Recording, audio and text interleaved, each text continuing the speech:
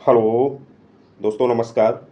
आप सबका स्वागत है आपके अपने यूट्यूब चैनल गौरव वर्ल्ड क्लासेस पे। हमारा टॉपिक चल रहा था महात्मा गांधी से संबंधित। सबसे पहले वीडियो में हम लोगों ने थ्योरी पढ़ी, उसके बाद एमसीक्यू के माध्यम से जो कॉम्पिटिटिव एग्जामों में प्रश्न पूछे जाते हैं उन्हें सॉल्व किया। आज उसका ही दूसरा पार्ट है। आइए सबसे पहले हम लोग अपने वीडियो को आगे देखते हैं। उससे पहले गांधी जी का एक महत्वपूर्ण कथन है, मेरा जीवन ही मेरा संदेश है। ये किसका कथन है? महात्मा गांधी जी का कथन है। इस वीडियो में हम लोग टॉप 40 क्वेश्चन देखेंगे जो विभिन्न प्रतियोगी परीक्षाओं में कई बार पूछे गए हैं। वो चाहे एसएससी का एग्ज़ाम हो, चाहे रेलवे का हो, चाहे कोई भी स्टेट के पुलिस का एग्ज़ाम हो, महात्मा गांधी से संबंधित एक दो प्रश्न पूछे ही जाते हैं। तो हम लोग आज का जो महात्मा गांधी से संबंधित प्रश्न बनते हैं उन्हें हम लोग देखते हैं। यानी गांधी युग का समय जो था 1915 से 1947 था। हम लोगों ने इसके पहले वाले वीडियो में देखा कि महात्मा गांधी से जो 40 क्वेश्चन यानी टॉप 40 क्वेश्चन उस वीडियो में भी देखा था और 40 क्वेश्चन इस वीडियो में भी देखेंगे। आइए स्टार्ट करते हैं। सबसे पहला प्रश्न है, गांधी जी ने साबरमती आश्रम की स्थापना कब की थी? यानी सबसे पहला हमारा प्रश्न है, साबरमती आश्रम की स्थापना कब हुई? तो जवाब होगा 1917 में। इसके बाद गांधी जी के बचपन का नाम क्या था? गांधी जी के बचपन का नाम क्या था? जवाब होगा मन्नू या मोनिया कहते थे। इसके बाद देखते हैं, गांधी जी से दक्षिण अफ्रीका मिलने कौन गए थे? यानी प्रश्न बनता है कि गांधी जी से दक्षिण अफ्रीका में मिलने कौन गए थे? तो उनके गुरु गए थे, गोपाल कृष्ण गोखले जो उनके गुरु कहे जाते हैं, वो उनसे मिलने गए थे। आइए इसके बाद देखते हैं,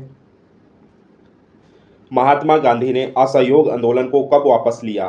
ये बहुत ही महत्वपूर्ण प्रश्न बनता है कि असहयोग आंदोलन को गांधी जी ने कब वापस लिया? तो इसका जवाब होगा 1922 में गांधी जी ने असहयोग आंदोलन को वापस लिया था। इसके बाद देखते हैं, गांधी जी यानी महात्मा गांधी वकालत की पढ़ाई के लिए लंदन कब गए? कब गए थे? 1888 में गए थे। इसके बाद किस वर्ष गांधी जी ने डांडी मार्च को शुरू किया? यानी डांडी मार्च की शुरुआत कब हुई थी? 12 मार्च 1930 को। आइए इसके बाद देखते हैं, वो चाहे एसएससी का एग्ज़ाम हो, चाहे उत्तर प्रदेश पुलिस हो, या रेलवे ग्रुप डी का एग्ज़ाम हो, गांधी जी से संबंधित एक दो प्रश्न पूछे जाते हैं। वो चाहे गांधी जी से पूछा जाए कि दक्षिण अफ्रीका के समय की बात पूछी जाए, या जब 1915 में भारत जब आ चुके हैं उससे बात सब पूछा जाए कि गांधी जी द्वारा सबसे पहले सत्याग्रह कौन सा किया गया, किस सन में किया गया। ये सब उनसे संबंधित जो महत्वपूर्ण प्रश्न बनते हैं उन्हें पूछा जाता है। इसके बाद हम लोग देखते हैं, किस वर्ष गांधी जी ने ऑल इंडिया हरिजन समाज की स्थापना की? किस वर्ष ऑल इंडिया हरिजन समाज की स्थापना की? तो जवाब होगा 1932 में। इसके बाद देखते हैं, महात्मा गांधी कांग्रेस के अध्यक्ष किस अधिवेशन में चुने गए थे? ये बहुत ही महत्वपूर्ण प्रश्न है और ये एसएससी जीडी 2022 में जो एग्ज़ाम हुआ था उसमें पूछा गया था, महात्मा गांधी कांग्रेस के अध्यक्ष किस अधिवेशन में चुने गए थे? जवाब होगा बेलगांव। 1924 के जो अधिवेशन हुआ था बेलगांव में, उसमें चुने गए थे। इसके बाद देखते हैं, अलग पाकिस्तान बनाने की मांग कब उठी थी? तो अलग पाकिस्तान बनाने की जो मांग उठी थी 1940 में उठी थी। आइए इसके बाद देखते हैं, कांग्रेस का 1929 अधिवेशन जिसमें पूर्ण स्वराज का लक्ष्य घोषित किया गया था, यह अधिवेशन कहाँ हुआ था? ये बहुत ही महत्वपूर्ण प्रश्न बनता है कि कांग्रेस, पहला प्रश्न बनेगा, किस कांग्रेस के अधिवेशन में पूर्ण स्वराज की मांग का लक्ष्य रखा गया था? तो उत्तर होगा 1929 के अधिवेशन में पूर्ण स्वराज का लक्ष्य रखा गया था। फिर उसके बाद बनता है यह अधिवेशन कहाँ हुआ था? तो जवाब होगा लाहौर। लाहौर में यह 1929 का कांग्रेस का अधिवेशन हुआ था। इसमें ही पूर्ण स्वराज का लक्ष्य घोषित किया गया था। इसके बाद देखते हैं असहयोग आंदोलन को क्यों निलंबित किया गया था। प्रश्न है हमारा, असहयोग आंदोलन को क्यों निलंबित किया गया था? तो जवाब होगा चोरी चौरा में हुई हिंसक घटना के कारण। इसके बाद देखते हैं, आइए, किस आंदोलन में महात्मा गांधी ने भूख हड़ताल के को एक हथियार के रूप में पहली बार प्रयोग किया था? यानी कि महात्मा गांधी ने भूख हड़ताल का प्रयोग सबसे पहले कब किया, किस आंदोलन में किया था? तो जवाब होगा 1918 का अहमदाबाद मिल मजदूर हड़ताल में सबसे पहले भूख हड़ताल का जो हथियार गांधी जी ने बनाया था वो 1918 के अहमदाबाद मजदूर हड़ताल के समय बनाया था। आइए इसके बाद देखते हैं जलियांवाला बाग में गोली चलाने का आदेश किसने दिया था? यानी जलियांवाला बाग में गोली चलाने का आदेश किसने दिया था? तो जवाब होगा जनरल डायर ने। इसके बाद देखते हैं जलियांवाला बाग हत्याकांड के समय वायसराय कौन थे?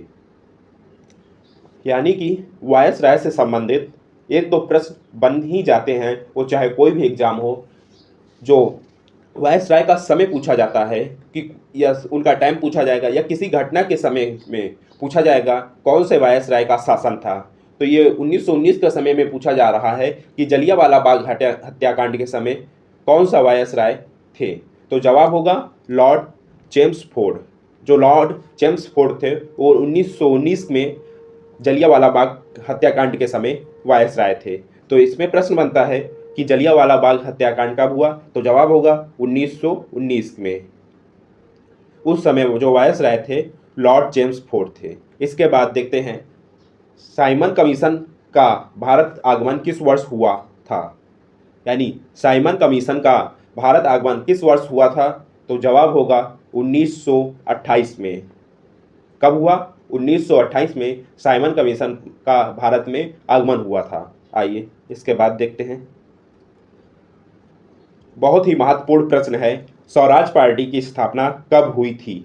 स्वराज पार्टी की स्थापना कब हुई थी? तो जवाब होगा 1923 में। स्वराज पार्टी की स्थापना 1923 में मोतीलाल नेहरू और चित्तरंजन दास के अध्यक्षता में हुई थी। इसके बाद देखते हैं प्रश्न, महात्मा गांधी को किस स्थान पर पहली बार ब्रिटिश सरकार ने देशद्रोह के आरोप में गिरफ्तार किया था? ये बहुत ही महत्वपूर्ण प्रश्न बनता है यहाँ पर कि महात्मा गांधी को किस स्थान पर पहली बार ब्रिटिश सरकार ने देशद्रोह के आरोप में गिरफ्तार किया था? तो जवाब होगा अहमदाबाद, गुजरात के अहमदाबाद में साबरमती आश्रम के किनारे। इसके बाद देखते हैं गांधी जी ने अपने दो फेफड़े के रूप में निम्नलिखित में से किसका वर्णन किया है? यानी गांधी जी ने दो फेफड़े के रूप में किसका वर्णन किया है? तो जवाब होगा अहिंसा और सत्य का। इसके बाद देखते हैं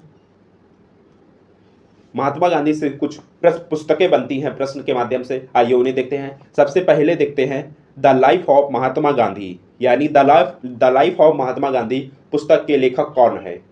तो जवाब होगा लुई फिशर जो थे वो the life of Mahatma Gandhi पुस्तक के लेखक हैं।